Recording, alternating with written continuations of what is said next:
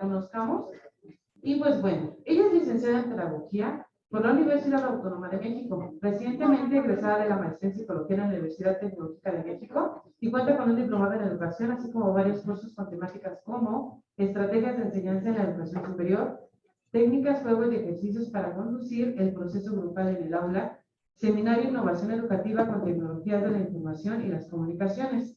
Se ha desempeñado en el área de psicopedagogía, atendiendo a necesidades educativas en educación superior, anteriormente con la población de la carrera de médico cirujano de la Facultad de Estudios Superiores de Iztacala.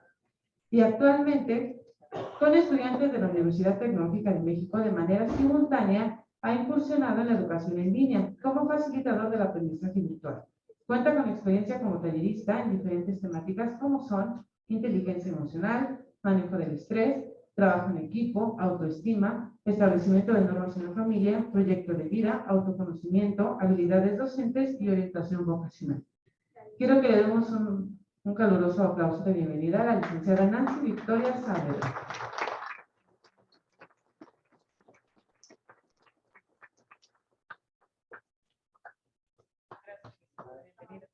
Hola, muy buenas tardes. Es un gusto estar acá con ustedes esta tarde y bueno, pues hablar acerca de un tema que a todo mundo nos suena en nuestra cotidianidad después de que estamos tratando de reconstruir nuestra vida después de esta pandemia y a raíz de todos los cambios que también vivimos en la cotidianidad, y es el estrés y sus manifestaciones de manera patológica como lo es el burnout docente. Entonces, bueno, pues me queda claro que ustedes ya tienen acá a lo mejor una jornada larga de trabajo. Trataremos de hacer esta charla pues lo más amena posible y que también puedan llevarse ustedes algo, aunque sea una poquita de información, pero sobre todo también por ahí algunos puntos para el trabajo personal acerca de cómo poder trabajar con esta parte del estrés. Y bueno, pues seguramente todos en algún momento de nuestra práctica profesional hemos sentido esa abrumación, ese punto en el que estamos justamente, como nos dice la definición de la palabra, despersonalizados con la práctica docente que hacemos todos los días. Eso pues gracias a un sinfín de sobrecarga de trabajo, que a veces no nada más para en ese contacto en las aulas con los estudiantes, que ya bastante peripecia tiene, sino que también pues tenemos que cumplir con cuestiones administrativas, con la incorporación ahora de la tecnología, el estar migrando de una modalidad a otra, ¿no? Y que al final tengamos que cumplir esos objetivos de aprendizaje. Entonces, bueno, pues en este tiempo que voy a compartir con ustedes, pues les agradecería que pudiéramos contemplar estas pequeñas reglas de convivencia, como es nuestro celular en vibrador, que tengamos una participación activa y pues que se funde esa participación en el respeto. Los objetivos de esta charla pues es justamente que entre todos podamos reconocer cómo cada quien desde nuestra trinchera pues vivimos esos síntomas y cuáles son las principales causas que derivan ese estrés patológico y que a la vez contribuye, ¿no?, a ese desestablecimiento emocional que nos lleva a perder de vista el por qué, el para qué y el hacia dónde de nuestro ejercicio docente. Y a su vez, pues revalorizar nuevamente la importancia. Una de las principales causas de esta patología justamente es que, pues lamentablemente en nuestra sociedad, esta profesión pues no es valorizada como en otras sociedades. Yo he escuchado muchísimos comentarios, ¿no?, tanto de compañeros o incluso del colectivo popular, en donde se dice, ¿y tú a qué te dedicas? Pues soy docente, ¿no? Se dice a veces con una pesadez, o en su defecto se expresa a partir de que era la única opción, o que hoy por hoy cumple meramente alguna satisfacción laboral, económica, pero no precisamente cumple esa autorrealización al hacer nuestro ejercicio profesional. Y bueno, parte de esos objetivos justamente también es poder revalorizar, ¿no?, que esta patología surge a partir de ese estrés que nosotros vamos acarreando a lo largo de nuestra función laboral, pero también de nuestras características y condiciones personales. Por eso por ahí me encontré esta pequeña caricatura, ¿no? En donde le dicen el profe que tuvo alguna situación en el camino al trabajo y los estudiantes le preguntan que si él trabaja, ¿no? Parte también de que se invisibiliza toda esa carga de trabajo que se hace como docente día tras día y que justamente es cumplir una serie de lineamientos que tenemos que entregar a nuestras autoridades educativas, pero qué más desgaste también no puede ser ese currículum oculto, esa convivencia con los estudiantes, que no nada más tenemos que impartir un conocimiento y transmitirlo, el ayudarlos a alcanzar diferentes competencias para la vida, sino que también a veces nos toca hacerla de psicólogos, dar contención emocional, actualmente con esta situación de pandemia, orientarlos también en situaciones personales, y estamos justamente luchando con esos elementos para poder nosotros impartir un contenido, para poder crear y construir aprendizajes significativos. Y de ahí es que viene esta siguiente lámina que nos habla acerca del rol y las competencias docentes del profesor actual. Por tanto, me gustaría que me apoyaran con su participación respecto a cómo tendríamos que concebir a ese docente actual. ¿Cuál creen ustedes que sean esas características que formen el rol y la serie de competencias ideales de acuerdo a las exigencias que nosotros vemos todos los días en nuestro ejercicio laboral? ¿Qué me dirían? ¿Cómo debe ser ese docente? Comprometido con sus estudiantes. ¿Comprometido con sus estudiantes? ¿Alguien más? Empático. Empático. Empatía. El trabajo colaborativo. El trabajo colaborativo de este lado. Asertivo. Asertivo. Disciplinado. Actualizado. Disciplinado.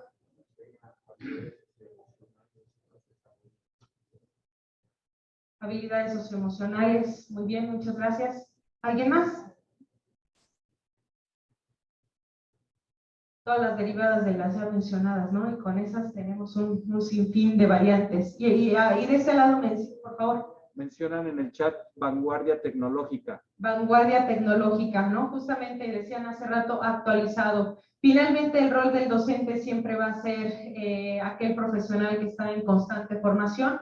Yo me acuerdo hace muchos años que atribuían a los profesionales de la medicina esta característica y que decían si estudias medicina o cualquier variante de esta área, de este campo de conocimiento, nunca vas a terminar de estudiar.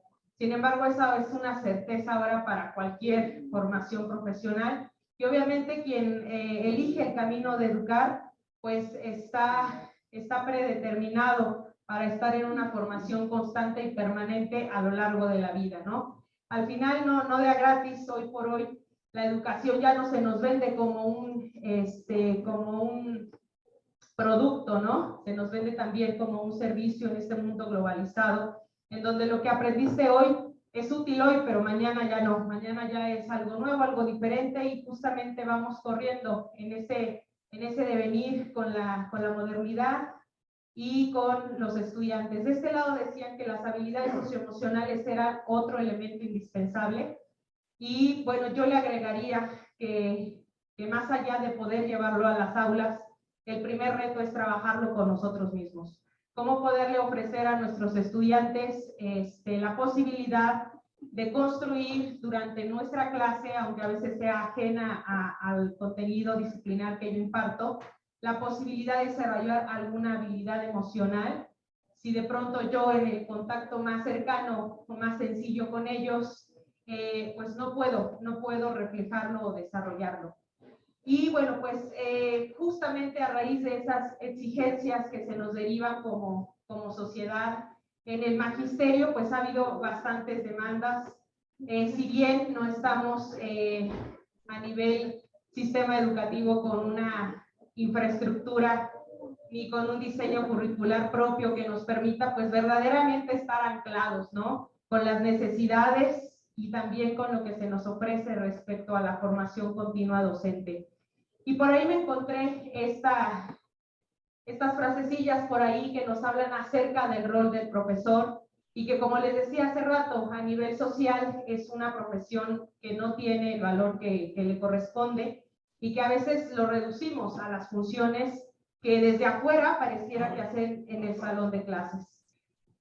Entonces dice el profesor, si es estricto, no le satisface nada. Si no lo hace, es un mediocre. Si exige cumplimiento, es un mandón. Si no lo hace, es un incapaz.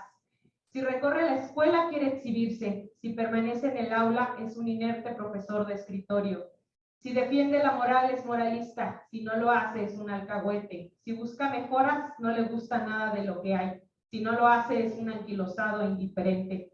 Si nombra sus títulos, es presumido. Si no lo hace, es un analfabeta favorecido. Bueno, de ahí también surge, ¿no? Cómo ha cambiado el rol del docente a lo largo del tiempo. Antes parecía que existía una concepción por parte de la familia, que son nuestros siguientes aliados en este proceso de enseñanza, en donde cualquier posibilidad de éxito que tenía el estudiante, pues se le adjuntaba justamente a ese trabajo que tenía colaborativamente el profesor y el alumno. Y actualmente, si el éxito es meramente del alumno, pues jamás se hace reconocimiento al acompañamiento que tuvo por parte de la figura del docente.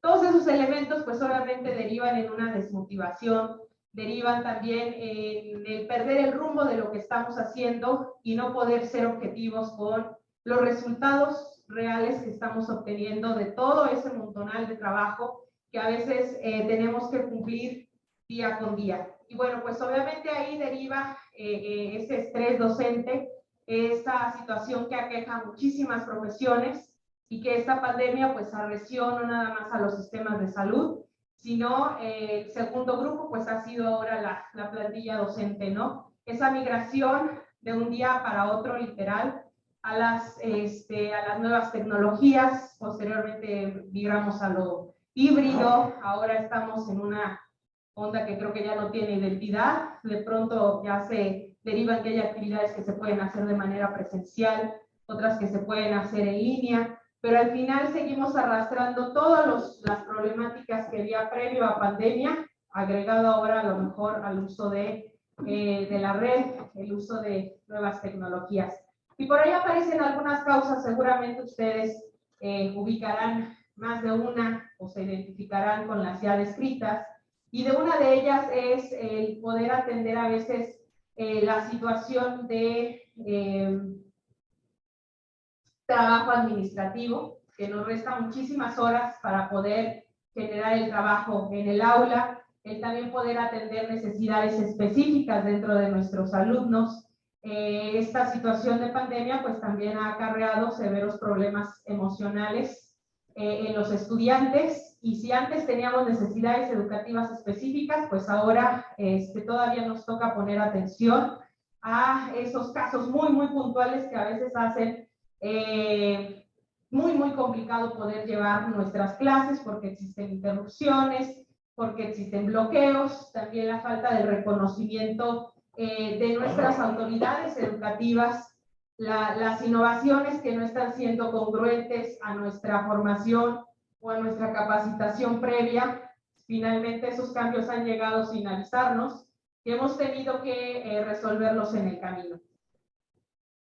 Y a partir de ahí nos viene la definición de qué es el estrés, y bueno, obviamente esta definición es muy conocida para varios de nosotros, pero esa respuesta socioemocional que tenemos de manera de alarma en nuestro cuerpo, pues finalmente puede ser nuestro sistema de resguardo personal, pero cuando se sale de control, pues obviamente nos empieza a generar una respuesta fisiológica y conductual de carácter patológico.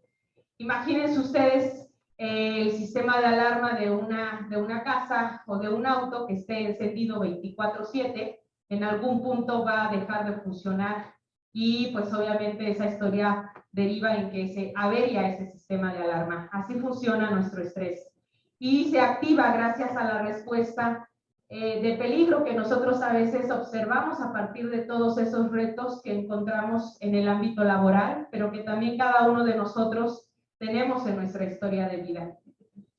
Y sus manifestaciones pues pueden ser de carácter emocional, conductual, físico y cognitivo.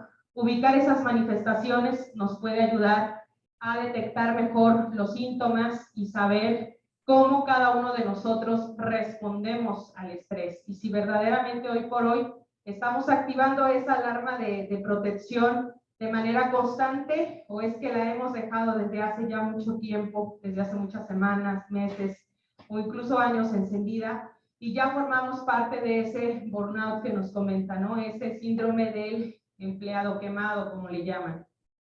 Dentro de esas manifestaciones emocionales, pues nosotros podemos encontrar la aparición de algunos trastornos ya de carácter mental, como a veces la ansiedad o la depresión. Se dice que la depresión es uno de los trastornos mentales más asociados a este síndrome del burnout. A raíz de eso, pues obviamente se desencadena una serie de emociones, todas de carácter negativo, como el miedo, la preocupación, la irritabilidad, el nerviosismo, etcétera, etcétera, y ya forman parte de nuestra cotidianidad. Y es así como respondemos. Imagínense ustedes, acarreando una situación de salud de esta naturaleza, cómo podemos construir del lado de los estudiantes pues un ambiente saludable para la salud mental o poder propiciar el desarrollar en ellos habilidades o competencias de carácter emocional. También están las manifestaciones conductuales y bueno, pues cada uno de nosotros tenemos una forma diferente de expresar el estrés, es cómo nos comportamos frente a esta situación de amenaza y peligro. A veces pues nos cambia el ánimo, cambia nuestros patrones de sueño y tenemos alteraciones a veces también a nivel fisiológicas, ¿no? Los típicos síntomas como el dolor de cabeza, los malestares estomacales, digestivos, somos más susceptibles a las infecciones y ahorita que todo el mundo estamos peleando, ¿no? con un virus, y las cognitivas, la falta de concentración, los olvidos constantes, la memoria que meramente se almacena a corto plazo, etcétera, etcétera, ¿no? Al final, cada uno de nosotros sabemos dónde y cómo sentimos el estrés. Entonces, me gustaría que alguien de los que ya participaron puedan compartirme en dónde y cómo sienten ustedes el estrés, ¿no? Siempre decimos, no, pues a mí me duele de forma inmediata la cabeza, siento esa pesadez en los hombros, ese malestar en el estómago, a veces el vacío. ¿Cómo y dónde sentirían ustedes el estrés? En la espalda, la cabeza, aquí la presión en la piel, los hombros y la cabeza, el cansancio, sí, en el estómago. ¿Saben qué le pasa a nuestros intestinos cuando estamos expuestos a largos periodos de estrés? Pues sabemos que en esta parte del cuerpo hay almacenamiento de agua. Cuando el estrés aparece, pues sabemos que hay una serie de hormonas que intervienen para la producción y la respuesta fisiológica y el intestino pareciera que las venitas que tenemos ahí se contraen, ¿no? Entonces de ahí aparecen pues a veces esos problemas de estreñimiento, a veces esas manifestaciones como si tuviéramos un vacío en el estómago, ¿no? Por mucho tiempo que ya hayamos comido, no es como ese vacío de hambre, pero se parece mucho. Y esas manifestaciones son cotidianas, ¿no? Y ya son parte de la sociedad actual y nosotros decimos, bueno, pues ¿quién no en esta ciudad, en esta época, no ha sentido algún malestar de esos? Sin embargo, esos cambios físicos y a veces también conductuales, pues ya derivan en otro tipo de enfermedades físicas como la hipertensión, como el insomnio, con esos trastornos del sueño, esa taquicardia, problemas al sistema inmunológico. Actualmente pues hemos estado expuestos ahora a las vacunas COVID, ¿no? Sin embargo hay un sinfín de padecimientos que se van asociando y van generando una comorbilidad. Y hace rato platicaba yo con un compañero de trabajo que me dice, pues me siento relativamente joven, pero ya siento un montón de achaques, ya no sé si es esta ola de COVID que otra vez está latente, ya no sé si me duele la espalda, ya no sé si me duele el estómago, ya no sé, ¿no? Ya creo que ya me duele todo. Y bueno, pues a largo plazo podemos encontrar ya, no nada más padecimientos físicos, sino también la tendencia a veces hasta el consumo de sustancias. Derivado de esos trastornos mentales como la ansiedad, la depresión, pues el ser humano tiene que buscar una válvula de escape, un lugar en donde podamos salir a respirar afuera, y a veces ese camino puede optarse en el tabaquismo, en el alcoholismo, sí en la depresión, sí en la ansiedad, o en una serie de hábitos que pueden llevarnos a ese escape patológico. Y bueno, pues ese camino nos lleva justamente al título de nuestra charla, que es el síndrome de Burnout.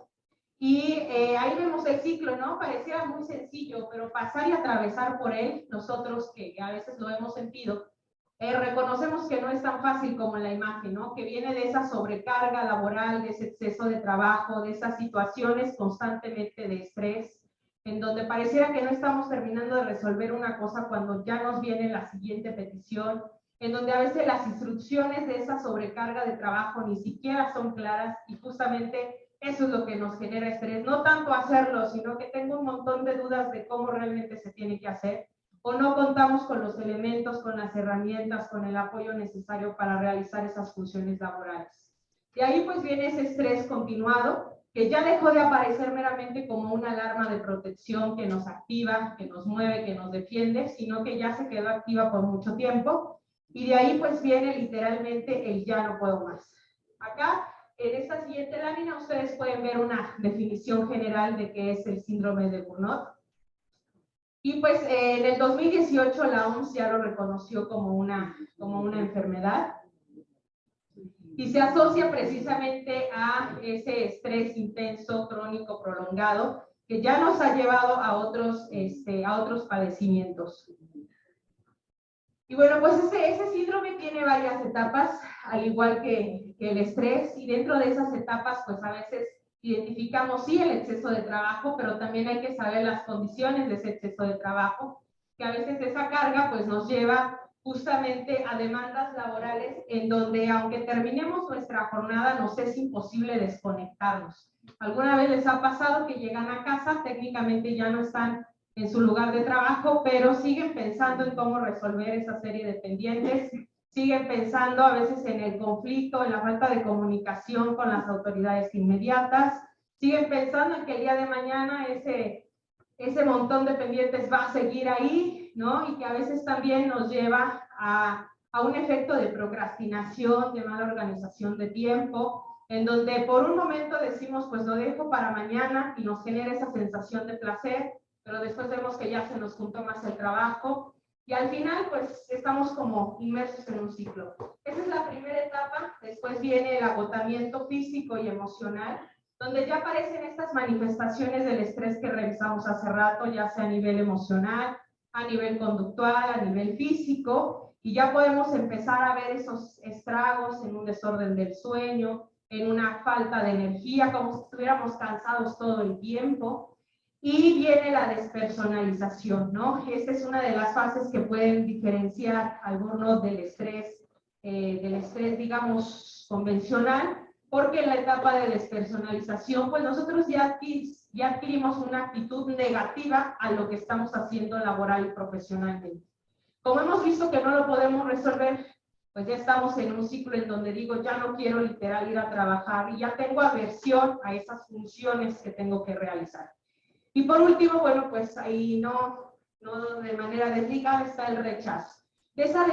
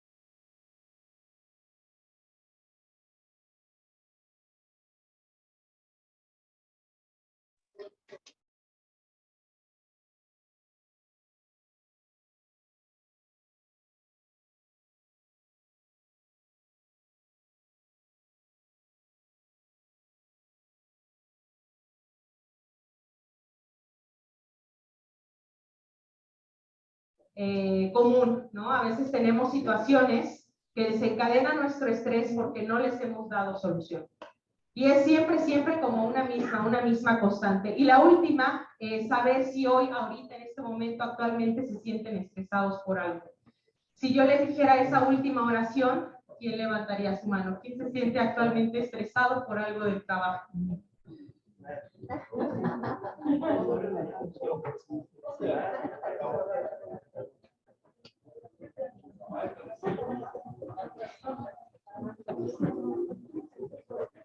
Muy bien, pues yo creo que todos en algún punto diríamos que si hoy por hoy, pues ya lo gestionamos de acuerdo a nuestra lista de trabajo y de pendiente, ¿no? Sin embargo, es el poder hacernos en nuestra rutina más frecuente esa pregunta. Si es un sí a lo largo de la semana, más de 3 sís, pues es que verdaderamente esa alarma está todo el tiempo presente y a veces, aunque no tengamos esa sobrecarga de trabajo, aunque no tengamos eso, ya estamos en un tema de despersonalización. Y bueno, pues a partir de ahí viene qué hacer, ¿no? ¿Qué hacer ante estas circunstancias? Y pues no es receta de cocina, ni mucho menos. Cuando estamos frente a un trastorno, cuando estamos frente a un síndrome, pues a veces el acompañamiento, la resolución ya implica medidas profesionales, evidentemente, pero lo primero es poder adquirir ese valor de la conciencia emocional. Reconocer que antes de que nosotros tengamos estrés, aparecieron situaciones. Y hace rato les decía, si nosotros ubicamos nuestros principales estresores en el trabajo, en la familia, en cualquier ámbito de nuestra vida que nos desarrollamos, podemos detectar que a veces esos estresores no son esporádicos. No es que hoy me estresó eso, hoy una carga de trabajo y pasado mañana me estresó que había tráfico, sino que siempre es una misma constante.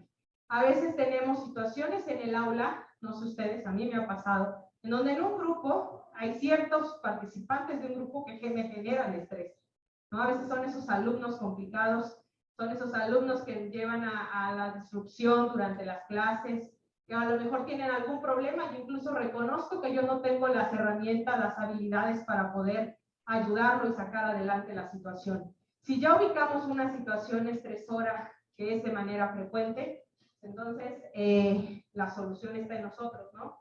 Porque no lo hemos podido solucionar, sino que le vamos dando largas y largas. Tras esa situación, nosotros desencadenamos una serie de pensamientos y por lo regular, cuando se va a activar la alarma del estrés, esos pensamientos son de carácter negativo, de huida. Identificamos peligro. Después de ese pensamiento vienen las emociones y dentro de esas emociones puede venir pues la ansiedad, el nerviosismo, la irritabilidad, la preocupación, el miedo, la respuesta de huida, etcétera, etcétera, etcétera. Y a partir de ahí viene el comportamiento que por lo regular, como decíamos hace rato, pues nos lleva a una respuesta sí fisiológica, pero también nos lleva a una respuesta de cómo estamos llevando nuestra formación docente.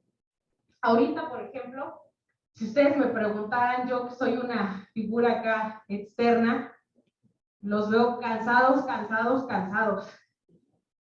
Porque ¿cuánto llevan aquí? A ver, cuéntenme. Poco tiempo, bueno, pero de pronto ya saben, tarde, nublada, de lunes, ¿no? ¿Verdad? Ponemos el chip de que ya estoy cansado y de que, pues ya, no para más, ¿no? También, pues obviamente acá dicen, está acá nuestro chip. ¿Cuánto hace? La otra vez vine aquí con unos alumnos a hablar sobre situaciones de noviazgo y amistad, y ya saben, vínculos nocivos. Y hablábamos acerca de cuánto dura la concentración. ¿Cuánto creen ustedes que dura la concentración? De manera efectiva, ¿no? De manera efectiva y en promedio. Obviamente cada uno de nosotros tenemos nuestra curva, pero más, 15 o 20 minutos y de ahí ya nos fuimos, ¿no?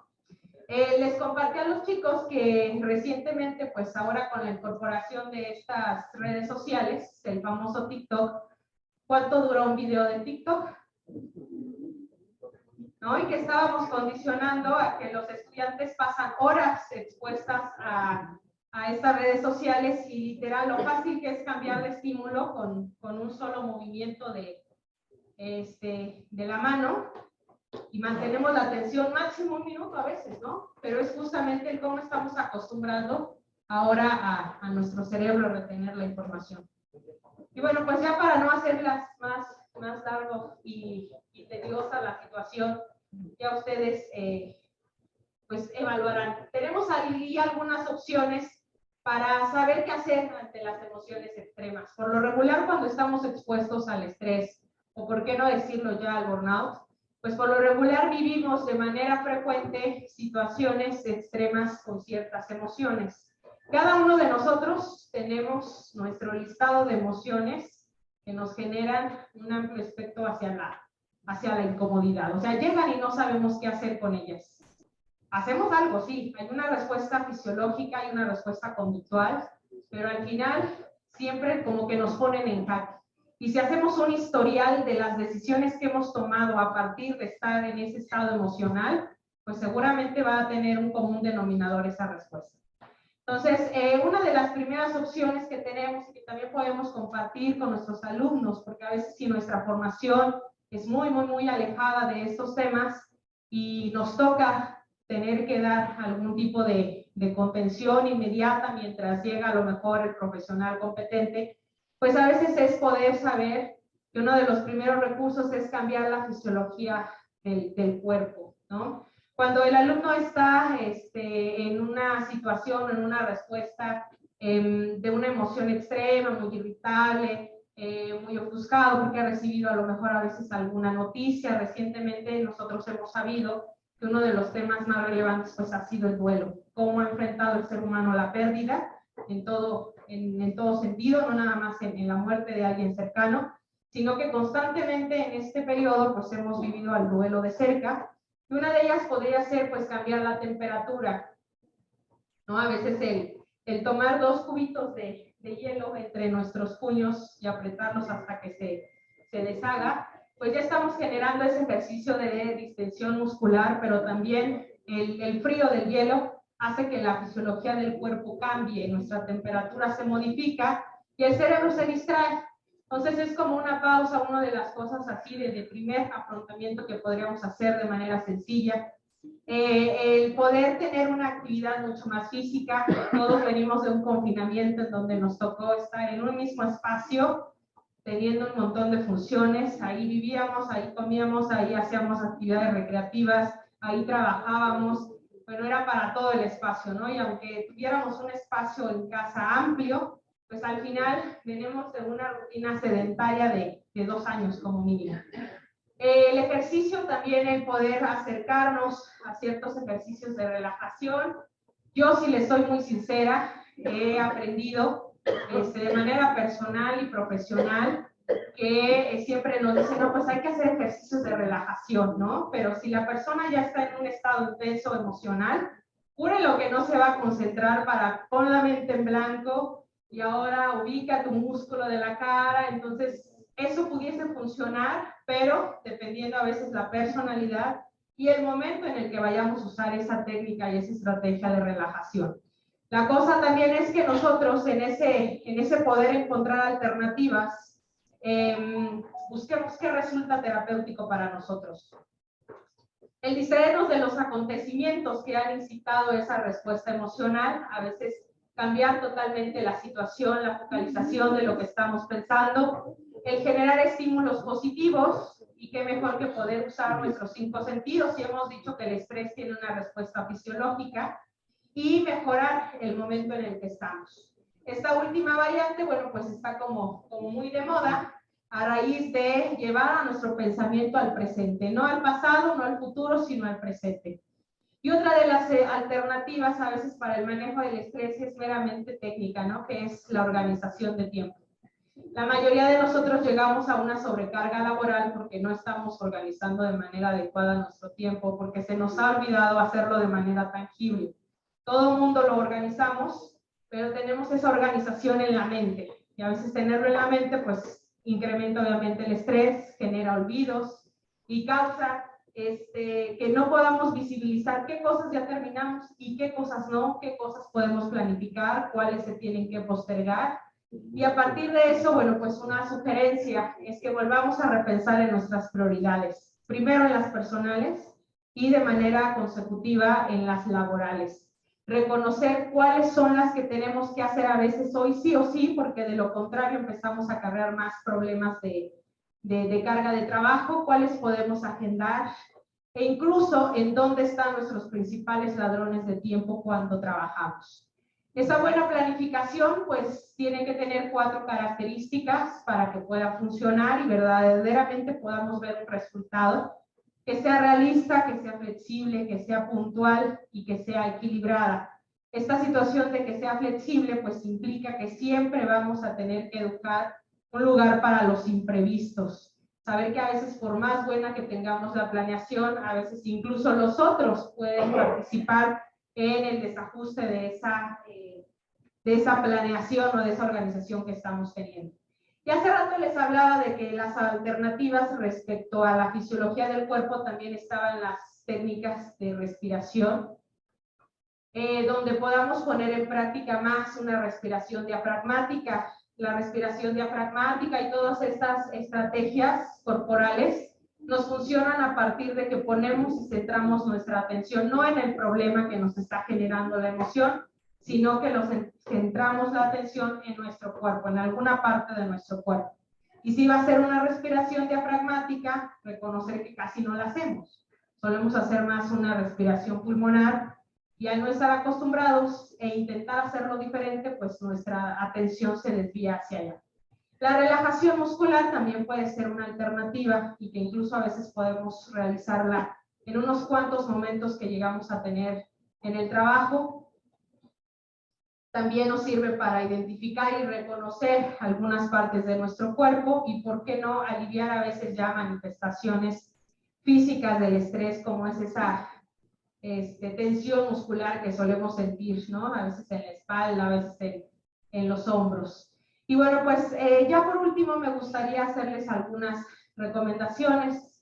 Este sitio fue elaborado recientemente, sobre todo por la necesidad de la pandemia, por el Instituto Nacional de Psiquiatría Ramón de la Fuente, y ellos pues le están abonando mucho en su trabajo de instituto a la educación continua, y diseñaron este programa en línea 100%, en donde se pueden encontrar una serie de actividades prácticas, todas son actividades prácticas que nos podrían ayudar a lidiar con algún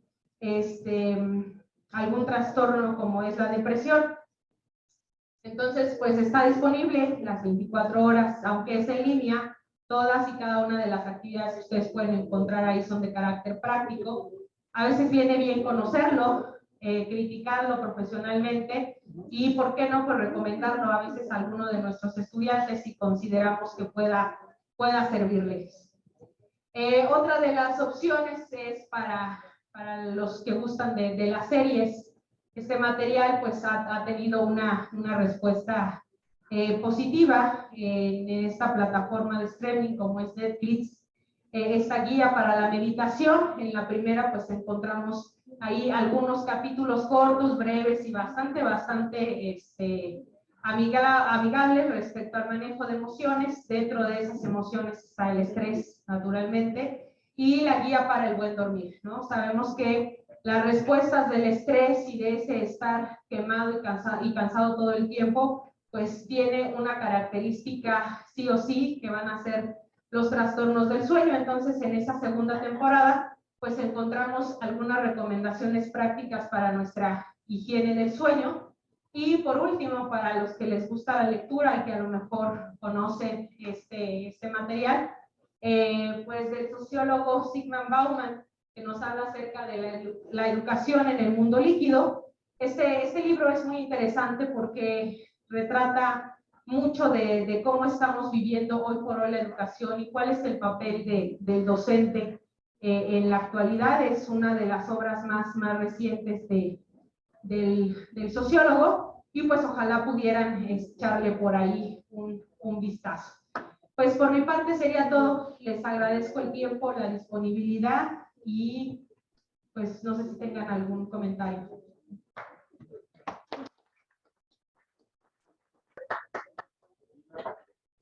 Ayuda para depresión.org.mx es otro portal que podemos utilizar. para poder asesorarnos, ¿ok? Maestro Gilberto. Sí, muchas gracias. Bueno, pues antes que nada, un agradecimiento a la licenciada Nancy y obviamente a la Universidad Tecnológica de la UNITEC, que nos comparte pues estas conferencias para que nosotros pues vayamos observando cómo se va moviendo el mundo, como dijo la maestra Nancy, ¿verdad? En el sentido de que tenemos que reconstruir ahora nuestra forma de vida después de la pandemia, ¿verdad? Entonces, en nombre del director, el maestro Pedro Dule López, me permito entregarle este reconocimiento a la licenciada Nancy Victoria Saavedra por su destacada conferencia por docente que impartió a los docentes de esta unidad académica, lo asigna el maestro Pedro Dule López, la técnica al servicio de la patria. Muchas gracias, maestra, y esperamos que esta siga siendo su casa. Cuando guste, aquí con mucho gusto, pues aceptamos que nos venga a dar este tipo de conferencias que son muy enriquecedoras para nosotros. Muchas gracias.